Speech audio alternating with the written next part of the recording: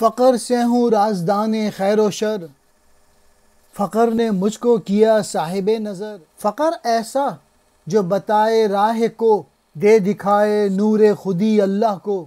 دل کے اندر اپنے پائے لا الہ، زیر خنجر لب پہ لائے لا الہ۔ ہے تیری زیبائش تن کار زن، جان کی بازی لگا مردانہ بن۔ ستوت دنیائے آب و گل ہے کیا، ایک قطرہ خون دل اس کی بہا۔ اس سے ہے مومنوں کی زندگی، خواب خور سے وہ نہیں ملتی کبھی۔ عشق و سرمستی کا سرچشمہ ہے کیا، جلوائے زار آفتاب مصطفیٰ۔ سوز سے اس کے بدن میں جان ہے، یہ نگاہ دراندہ ایماں ہے۔ حکیم سنائی کی روح بہشت بری سے جواب دیتی ہے، میں سنائی فقر کی بدولت خیر و شر کا رازداں بن گیا، اور فقر ہی کی بدولت میں زندہ و صاحب نظر ہو گیا۔ یعنی وہ فقر جو راہ خدا سے واقف ہے اور جو نور خودی سے اللہ کو دیکھتا ہے۔ گویا اس سے ہٹ کر اگر کوئی اور فقر ہے تو وہ فقر نہیں، ایسا فقر اپنے باطن میں توحید تلاش کرتا ہے اور تلوار تلے وہ لا الہ کا ورد کرتا ہے۔ گویا اس کا حال بن جاتا ہے اور وہ بڑے بڑے خطرے میں بھی بے خوف ہو کے یہ راستہ اختیار کر لیتا ہے۔ تو اپنی روح کی طرف توجہ کر، عورتوں کی طرح اپنے جسم یعنی ظاہر کی خوبصورتی پر مت اکڑ، اور مردوں کی طرح میدان میں آ، مشکلات اور خطرات سے بے خوف ہو کے آگے بڑھ۔ جسم کی پرواہ نہ کر، روح کو زندہ رکھ۔ اس مادی دنیا کی سلطنت کی قیمت دل کے خون کا ایک قطرہ ہے، یعنی اس دنیا کی سلطنت دل کی دولت کے مقابلے میں ہیچ ہے۔ نیلے آسمان کے نیچے اس دنیا میں مومن عشق الہی سے زندہ ہے، سونے اور کھانے پینے سے نہیں۔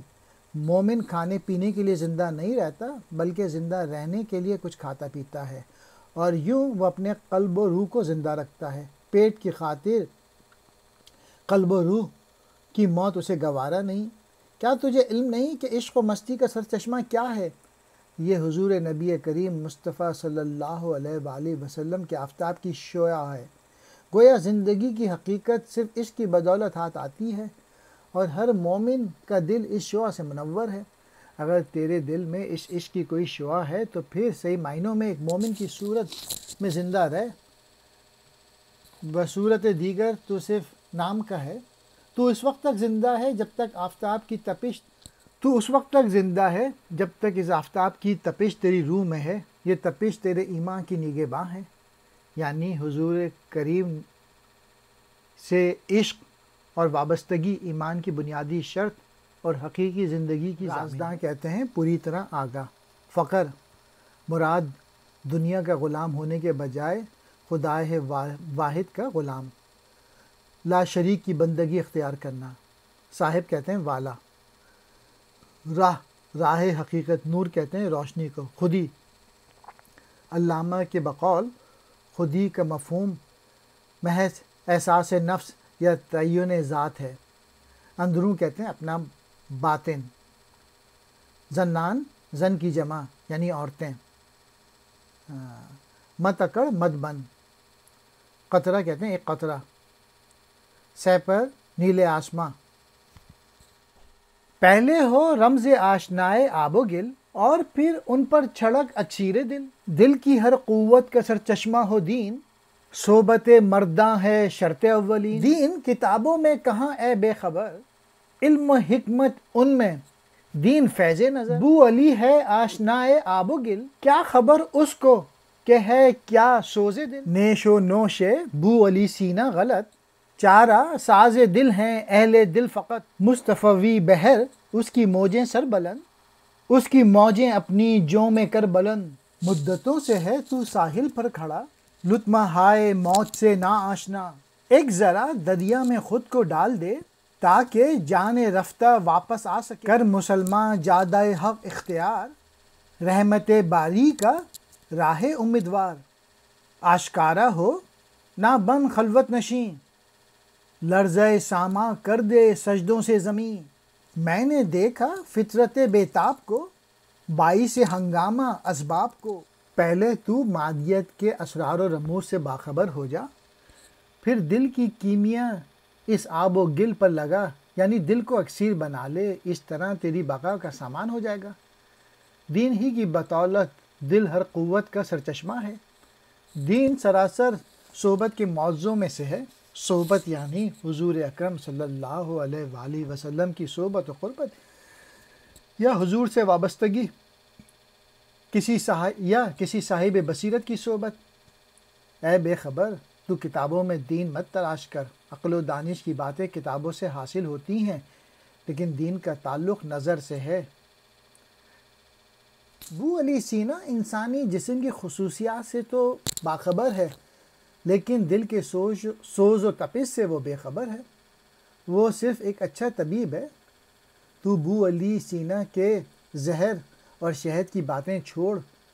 دل کی چارہ سازیاں صرف اہل دل ہی کر سکتے ہیں، اور یہ طبیبوں اور فلسفیوں کے بس کی بات نہیں۔ زہر اور شہد سے کلفت اور راحت کی بات بھی مراد ہو سکتی ہے۔ حضور اکرم محمد مصطفیٰ صلی اللہ علیہ وآلہ وسلم سمندر ہیں جس کی موجیں بلند ہیں۔ تو اٹھ اور اس سمندر کو اپنی ندی میں سمو لے، یعنی حضور صلی اللہ علیہ وآلہ وسلم کی ذات مبارک سراپا کمال ہے۔ تو آپ صلی اللہ علیہ وآلہ وسلم سے مکمل وابستگی پیدا کر لے۔ تو ایک مدت تک اس سمندر کے ساحل پہ گھومتا رہا، لیکن تو نے اس میں اتر کر اس کی موجوں کے تھپیڑے نہیں کھائے۔ مطلب یہ کہ تو زبانی کلامی تو حضور صلی اللہ علیہ وسلم کے عشق کا دعویٰ کرتا ہے، لیکن عملاً اس کے لطف و رم سے بے نصیب رہا۔ اب تو حضور صلی اللہ علیہ وآلہ وسلم سے عشق کو عملی طور پہ اپنی زندگی کا حصہ بنا لے۔ کچھ دیر کے لیے تو اس سمندر میں کود جا اور تیراکی کر، یعنی حضور صلی اللہ علیہ وآلہ وسلم سے عشق اور آپ کی تعلیمات پر عمل کر کے ایک حقیقی زندگی حاصل کر۔ بصورت دیگر عام زندگی کوئی زندگی نہیں ہے۔ اے نوجوان، تو راہ حق کے سوا اور کسی راہ پر نہ چل۔ اللہ کی رحمت عام سے مایوس نہ ہو۔ ظاہر ہے راہ حق پر چلنے والے کی تمام توجہ اس محبوب حقیقی کی طرف ہوتی ہے، جس کی بنا پر وہ کسی صورت میں بھی مایوس نہیں ہوتا۔ پردے سے باہر نکل اور ظہور و آشکارائی اختیار کر تاکہ تیرے سجدوں سے زمین کانپنے لگے، یعنی اپنی معرفت و خودی سے آگاہ ہو کر خودی کی طاقتوں کو سامنے لا۔ اس سے تجھے پتہ چل جائے گا کہ تیرا دین کس قدر طاقتور ہے۔ ابو علی مشہور ایرانی فلسفی اور مفکر، یہاں فلسفی کی علامت کے طور پہ آیا ہے۔ آب و گل مراد مادی دنیا۔ سیرفی زشت و خوب کائنات، چشم بینائے غیوب کائنات، ہاتھ آب و گل سے محو کارزار، وہ بہم پیوستہ یہ سب تار تار۔ میں نے پوچھا ہے تجھے کیا جستجو، کس کے تار و پود میں الجھی ہے تو؟ بولی فطرت یہ ہے منشائے خدا، خاک کونا سے بنے آدم نیا۔ جائز ایک مشت خاکی کے لیے جانچا تولا اور ابھرا پھر سے، آب و رنگ لالا کا پیکر دیا، لا الہ کا نور اس میں بھر دیا۔ اس بہار تازہ کا کر انتظار، جو بہاروں میں ہے رنگی تر بہار۔ ہر نفس کرتا ہے تدبیر رقیب، تاکہ اس رت سے رہے تو بے نصیب۔ شاخ گل پر کی ہے جب میں نے نظر، غنچوں کو دیکھا ہے سرگرم سفر۔ وادیوں کو ہو دمن میں تابے کے، لالے کے غنچے رہیں گے بن کھلے۔ سن رہے ہیں اب بھی اہل جستجو، نغمہ خواب دیدہ ساز گلو۔ کل میں نے بے قرار فطرت یا نیچر کو دیکھا، یعنی اس فطرت کو جو اسباب کے ہنگامے کی روح ہے۔ مطلب یہ ہے کہ جس کی وجہ سے کائنات یعنی یہ دنیا قائم و برقرار ہے۔ اس کی آنکھ کائنات کے حسن یا اچھائی یا برائی پر ہے۔ کائنات کی پوشیدہ اشیاء بھی اس فطرت کی نگاہ میں ہے۔ اسے غیب کی باتوں کا بھی علم ہے۔ اس کے ہاتھ پانی اور مٹی سے برسر پیکار تھے۔ وہ تو دونوں مٹی اور پانی باہم گن گئے تھے، اور وہ فطرت تھک کر چور ہو گئی تھی، یا اس کے ہاتھ بہت تھک گئے تھے۔ یہ بھی مفہوم ہو سکتا ہے کہ اس کے ہاتھ کہیں عناصر فطرت کو اکٹھا کر کے چیزوں کو وجود دے رہے ہیں، اور کہیں وجود والی چیزوں کو برباد کر رہے ہیں۔ میں نے اس سے پوچھا تو کس کی تلاش میں ہے اور کس کا تانا بانا تو ڈھونڈ رہی ہے؟ وہ جواب میں بولی کہ میں خدائے مہربان کے حکم سے پرانی مٹی سے ایک نیا آدم بنا رہی ہوں۔ اس فطرت نے مٹھی بھر کر 100 انداز سے جانچا پرکھا، اسے مسلسل الٹا سیدھا کیا، تولا جانچا اور اس میں اضافہ کیا، گویا ایک نئی مٹی بنا ڈالی۔ آخر اس آب و خاک کے خمیر کو اس نے لالے کے رنگ سے اور چمک سے نوازا اور پھر اس کے دل میں لالا کا جوہر رکھ دیا، گویا اس مٹی کو اس سے گوندھ کر توحید کا کلمہ اس میں رکھ دیا۔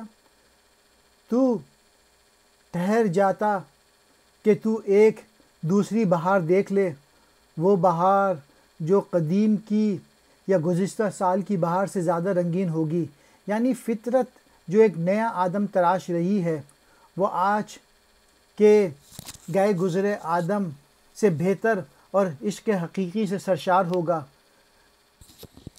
رقیب ہر لمحہ تدبیروں میں لگا رہتا ہے تاکہ تو اپنی اس نو بہار سے فائدہ نہ اٹھا سکے، اپنا حصہ نہ پا سکے، یعنی شیطان کی یہی کوشش ہے کہ وہ انسان کو برگلاتا اور انسانیت سے دور رکھتا رہے، لہٰذا اس دشمن سے بچنا ضروری ہے۔ میری نظر پھول کی شاخ کے اندر جھانک رہی ہے یا میں پھول کی شاخ کے اندر نظر رکھے ہوئے ہوں؟ میں نے کلی کے پھول بننے تک کے سفر کو دیکھا ہے۔ مطلب یہ ہے کہ ملت کی آئندہ نوجوان نسل کو اسلام سے صحیح معنوں میں وابستگی ہوگی۔ لالا کو وادی پہاڑ اور دامن کوہ میں اگنے سے روکا نہیں جا سکتا۔ تلاش و جستجو کے جذبے سے سرشار انسان ایسا نغمہ بھی سن لیتا ہے جو ابھی گلے ہی میں ہے، یعنی حالات کا بغور مطالعہ کرنے اور جائزہ لینے والے آدمی جو ہیں وہ مستقبل کو دیکھ رہا ہے۔ آج کے حالات جس کا باعث بنے ہیں تلاش کو، اندر گلو گلے میں۔